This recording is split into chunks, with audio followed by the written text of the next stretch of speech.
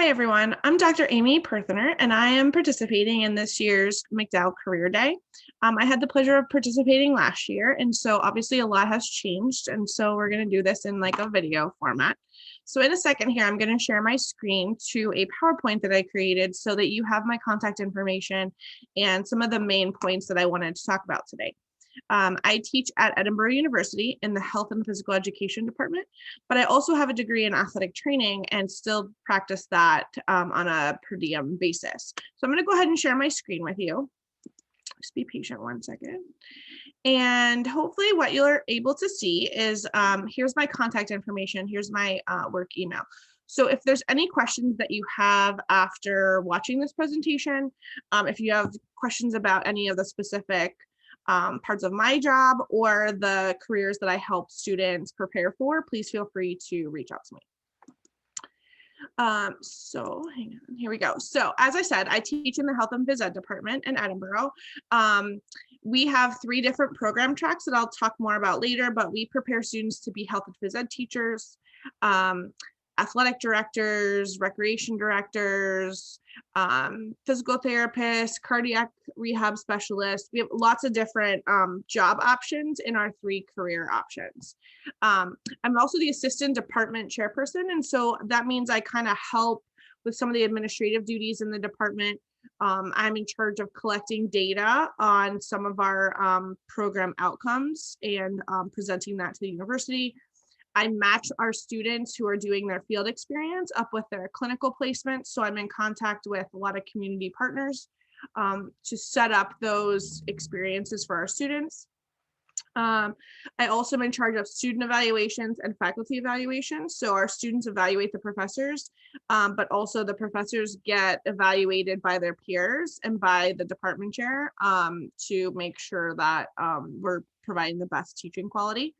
And then the third thing on here is that I supervise the SAP program, which is the Student Athlete Achievement Program.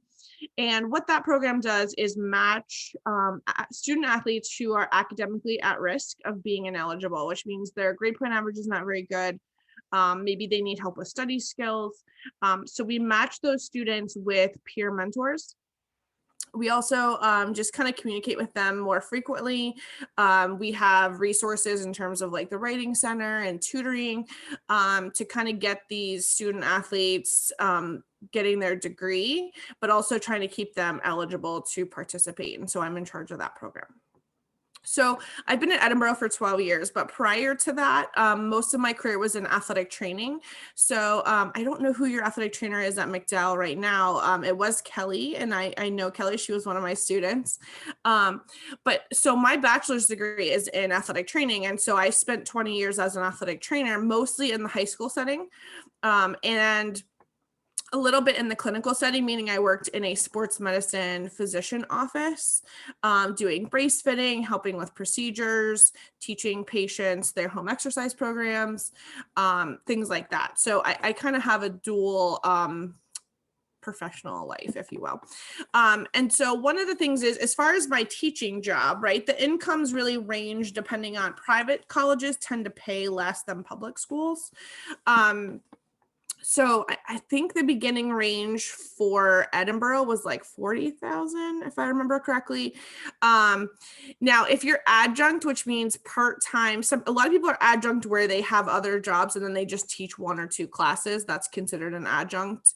And so those often don't pay as much and don't usually come with benefits. However, it is a good way to get your foot in the door. So if you have a career in something else, like say you're a social worker or say you are a probation officer, and someday you're like, I think I want to teach this at the college level. This is a good way to get your foot in the door and practice teaching and teach 1 class and see if you even like it, because it's definitely not for everyone. But so that kind of is what the adjunct positions are. So what's a typical day for a professor? So typically we have some office hours. We're required to have so many per week, but basically that just means that we are available in our office for students to get in contact with us in person. Obviously with COVID, that has changed a little bit and we were doing virtual office hours, but basically that just means that you are available to your students in your office to answer questions, to help them with anything, do advising in terms of like what classes they should be taking, things like that. So when students are not in your office during your office hours, we typically use those hours to grade, to prep our upcoming classes, those kinds of things, sort of like housekeeping, paperwork type stuff. And then you would teach whatever classes are scheduled for that day. And then meetings sort of depend on the day, right? So we don't always, usually we have one department meeting a month. Depends if you're on other committees that might have other meetings. But I would say office hours and teaching is really the core of what you're doing every day as a professor. So what education is required? So most colleges require at least a master's degree. Some will require a doctorate, or if you can prove that you're in progress, like you're working on one, that can sometimes be sufficient, but it really depends on your field of study. So I know that for some of our art professors, a master's degree is the highest they can get in their field. And so that's okay. So it just really depends on, again, kind of what area you're interested in. Being able to communicate clearly, to kind of like being around people, right? Obviously, you want to have a passion for your subject area. What's kind of funny for me is that I never really intended to teach. I really wanted to be an athletic trainer, and that's what I focused on in high school and college and right after college. But after college, I got a graduate assistantship, which is where a university pays you to get your master's degree. So I got like a scholarship sort of. And so they paid for my master's, and I got a little stipend every month, a little paycheck. And I did that at Edinboro, and worked in the athletic department as an athletic trainer. So I was doing it for the purpose of, I wanted this hands-on experience. But I had to pick a master's degree. And so Edinboro had a master's in teaching, and that I could do health and phys ed. And really, I'm not going to lie to you, the only reason I chose that is because a lot of my undergrad sports medicine classes transferred in. And I thought, well, I'm interested in the body and health and, physical activity, so we'll just do that. But it's always just going to be a backup plan. And it's funny how life happens, because my very first job was in Virginia teaching high school health and phys ed, a sports medicine class, and being their athletic trainer. And then I took a bunch of years and just did athletic training, but then this teaching thing kind of came back up. So, again, it's sort of interesting, but I think if whatever you like, whatever subject you're interested in, it definitely makes it not feel like a job, right? And so you've probably heard the saying, like, if you like what you do, you don't work a day in your life.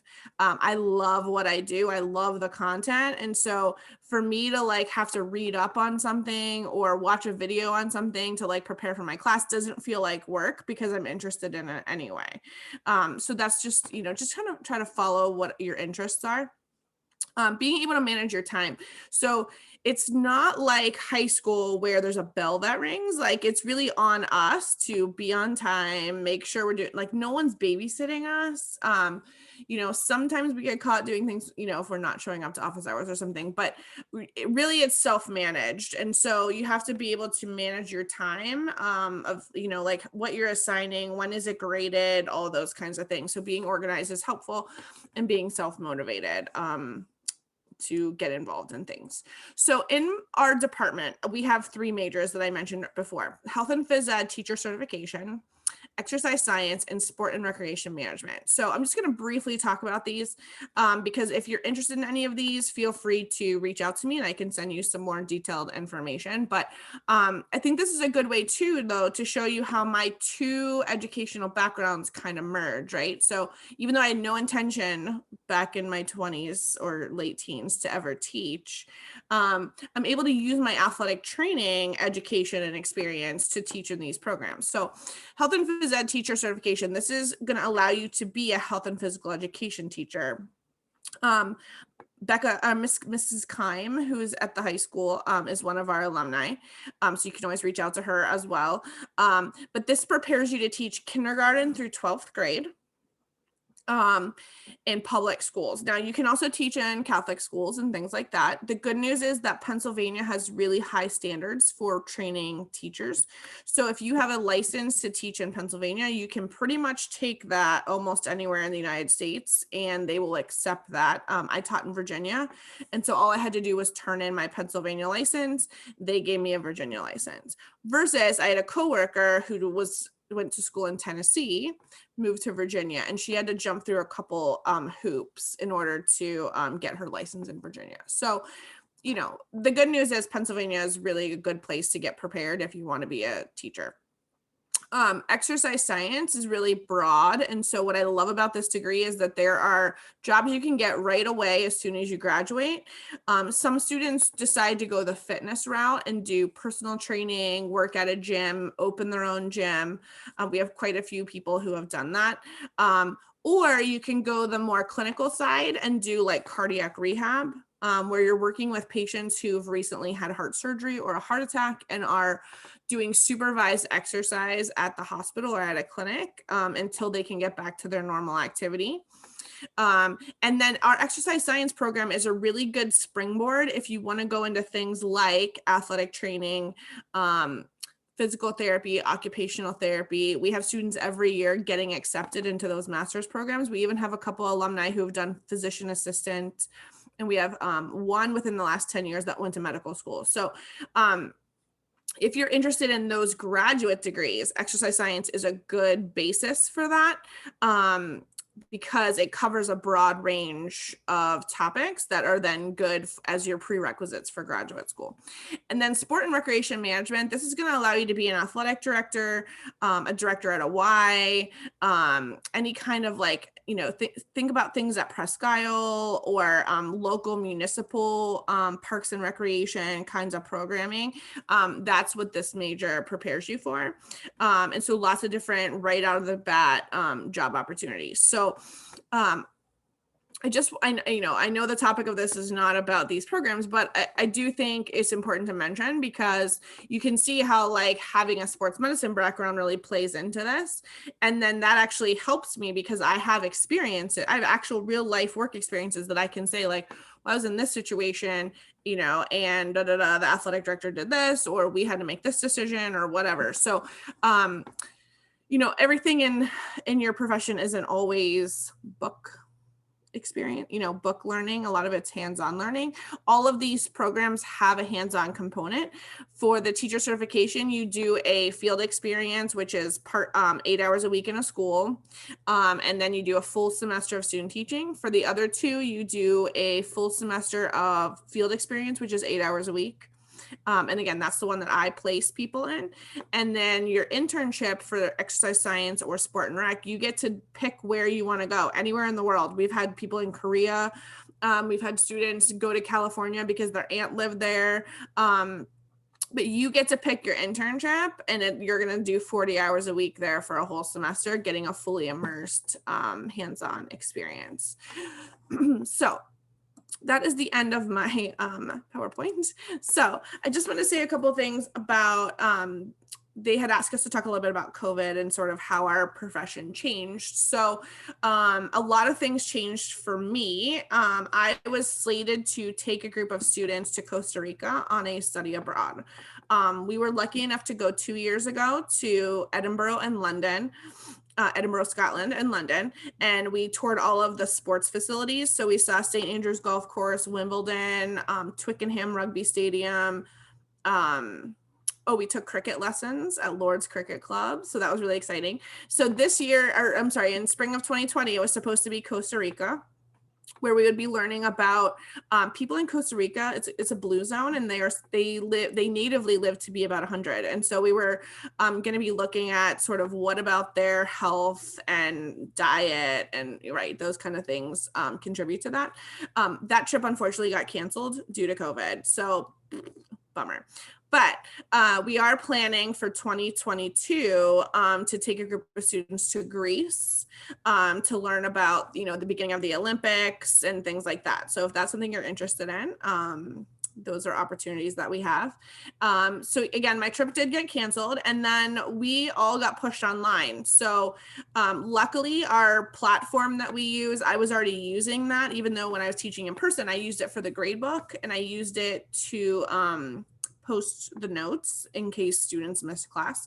So really the learning curve for me was small in that regard, but I had never done Zoom before. I never did any recordings.